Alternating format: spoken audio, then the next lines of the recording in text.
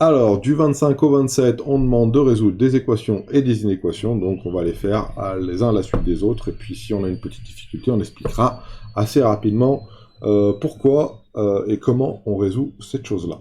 Donc ça devrait être assez rapide. Regardons. X au carré égale 80. Il faut trouver la racine de 81. La racine de 81, c'est 9. Donc on a x qui vaut 9. Mais on a aussi x qui vaut moins 9. Hein, attention, chaque fois que j'ai un carré, hein, c'est racine de 80 et moins racine de 81. Donc ça fait 9 et moins 9. Attention à ne pas vous tromper. X au carré inférieur ou égal à 7. X au carré inférieur ou égal à 7. Ça fait x compris entre racine de 7 et moins racine de 7. Je vous rappelle, hein, x au carré, c'est ça. Je le veux inférieur ou égal à 7. Donc, inférieur ou égal à 7, c'est ici. Donc, ça nous donne moins racine de 7 ici et racine de 7 ici, si j'ai bien lu. Donc, hein, dans la vidéo précédente, j'avais dit, hein, la courbe qui est inférieure ou égale à 7, c'est celle-là. Ça correspond à quoi comme valeur de x? Ça correspond à celle-là de valeur de x. Donc, c'est tout bon. Alors, on a dit inférieur ou égal, donc c'est bien compris entre racine de 7 et 7. X au carré inférieur ou égal à 4. Non, strictement inférieur ou égal à 4. Et ben, même principe hein, que celui-ci, sauf qu'à la place du 7, j'ai un 4, et à la place du racine de 7, ben, j'ai des 2. 2 au carré, ça fait 4. Donc, x compris entre 2 et moins 2. Alors ça se... Si je prends moins 1, par exemple, moins 1 au carré, ça fait 1. Et 1, c'est bien inférieur ou égal à 4. On est bon. X au carré égale 0. Oulala, comme c'est dur ça. Ça fait x qui vaut 0. La seule valeur, racine de 0 et moins racine de 0, c'est la même, ça fait 0. Et x au carré supérieur à moins 1.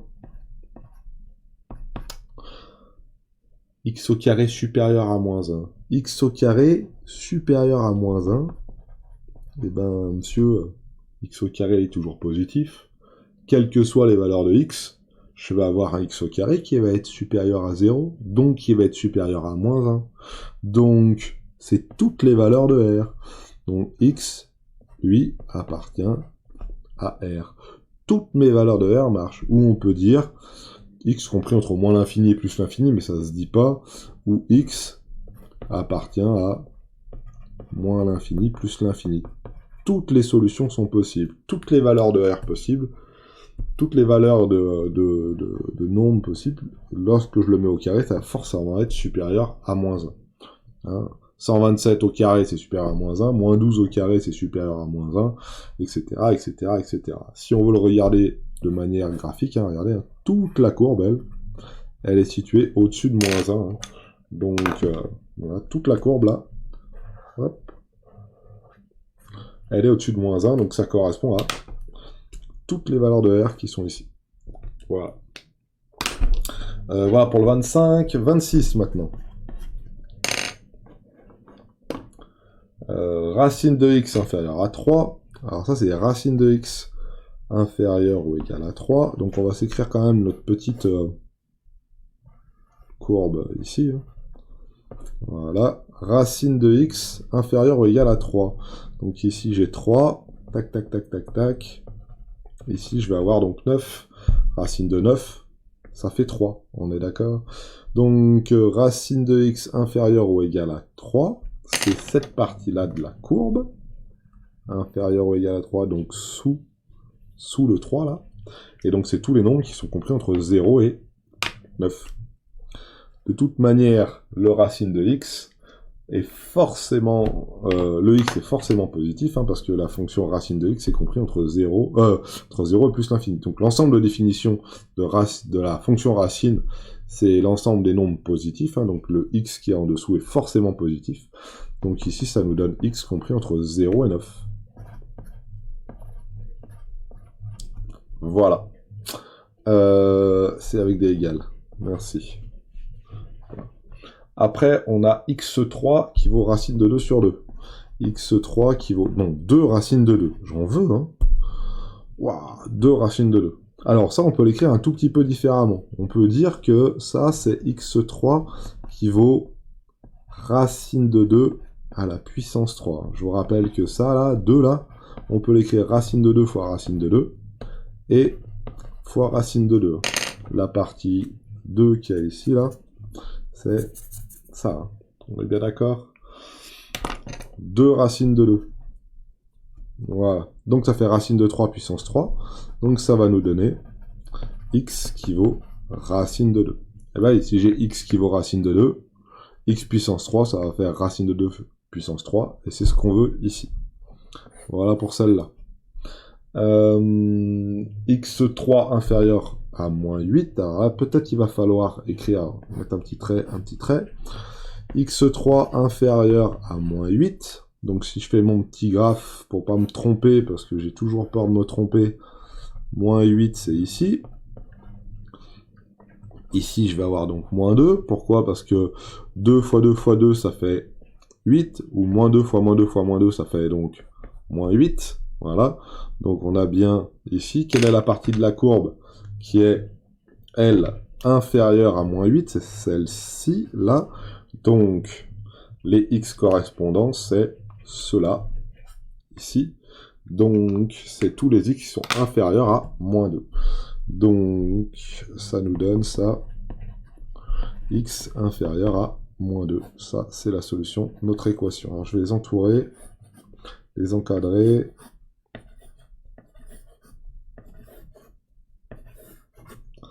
Voilà. Racine de x égale moins 1. Encore une solution, encore une bonne équation bien pourrie. Donc on soit bien d'accord, elle est bien poucrave celle-là. Hein. Racine de x ne peut pas être égale à moins 1. Ce n'est pas possible, parce que la fonction racine, elle, on a dit qu'elle était toujours positive ici. Donc elle peut jamais être égale à moins 1. Donc il n'y a pas de solution. Alors soit on écrit pas de solution, soit on écrit S est égal à ensemble vide. Voilà. S, c'est l'ensemble des solutions, ensemble vide. Paf. Et racine de x inférieure à pi. Racine de x inférieure à pi. Bah, on en a déjà fait une ici. Racine de x inférieure à ou égale à 3. On a dit que c'était compris entre 0 et 3 au carré. Donc, racine de x inférieure à pi, ça veut dire que x, il va être compris entre 0 et pi au carré.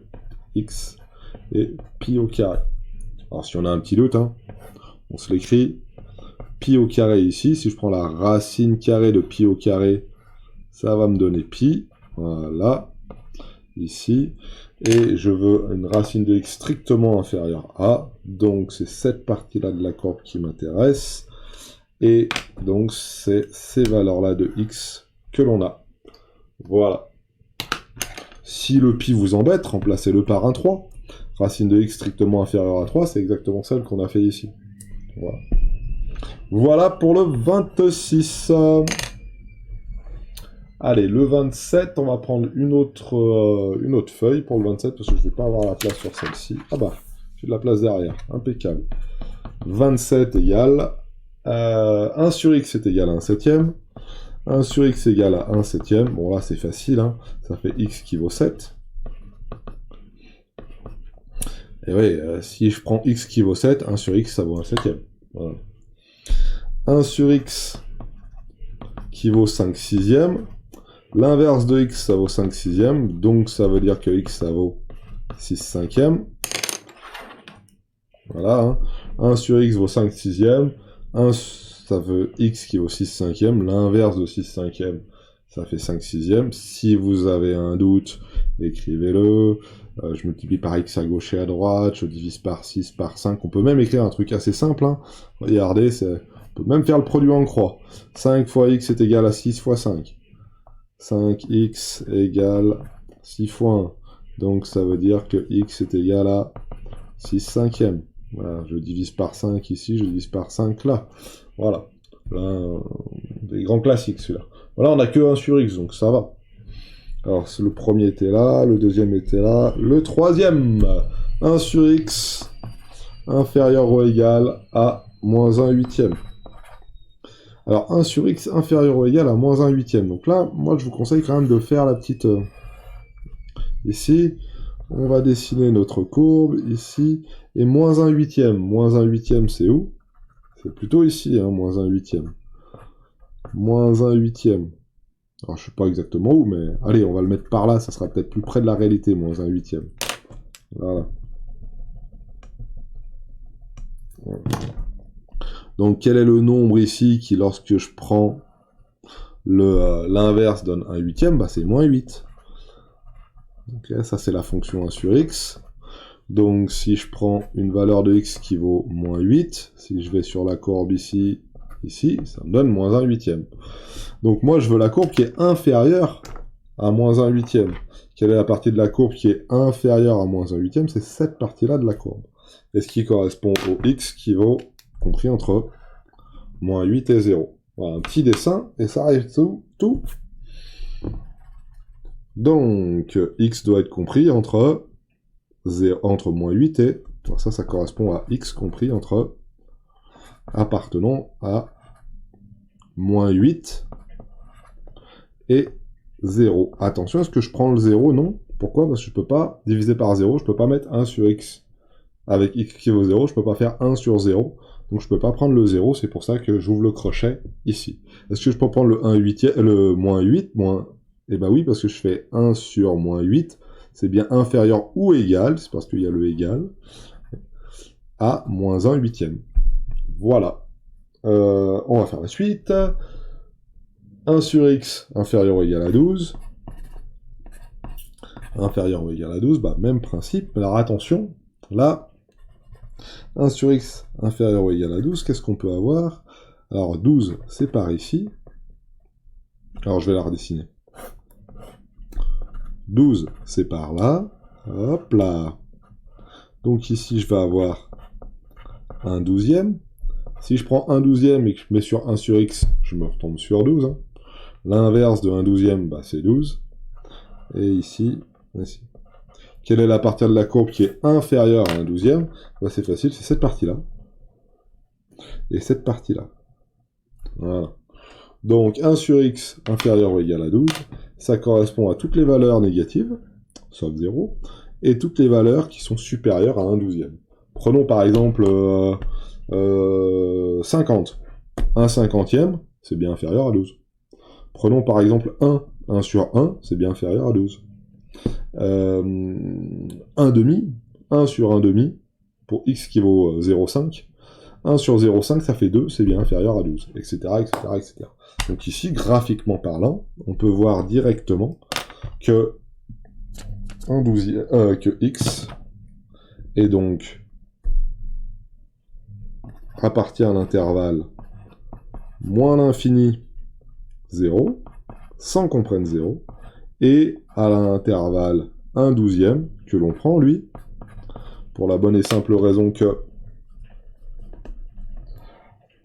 on a inférieur ou égal, et plus l'infini. Voilà. Impeccable. Et 3 sur x inférieur ou égal à 6. Alors, 3 sur x inférieur ou égal à 6. Alors, c'est parti. Je vais donc diviser par 3 à gauche et à droite.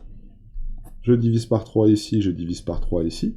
Ça fait donc 1 sur x inférieur ou égal à 2. Hein, je divise par 3. Ça fait 3 fois 1 sur x, ça. Ça, c'est 3 fois 1 sur x inférieur ou égal à 3 fois 2.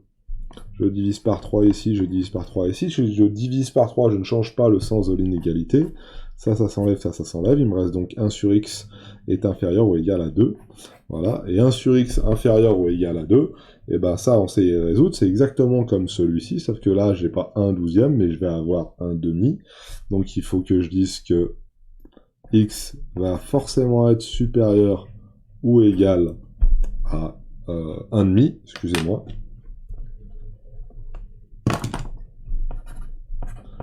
Et x inférieur à 0.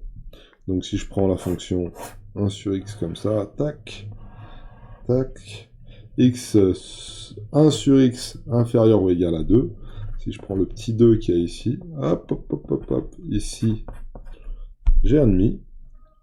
Voilà, et moi je veux la partie de la courbe qui est inférieure ou égale à 2. Donc c'est cette partie-là, mais il ne faut pas que j'oublie aussi celle-ci.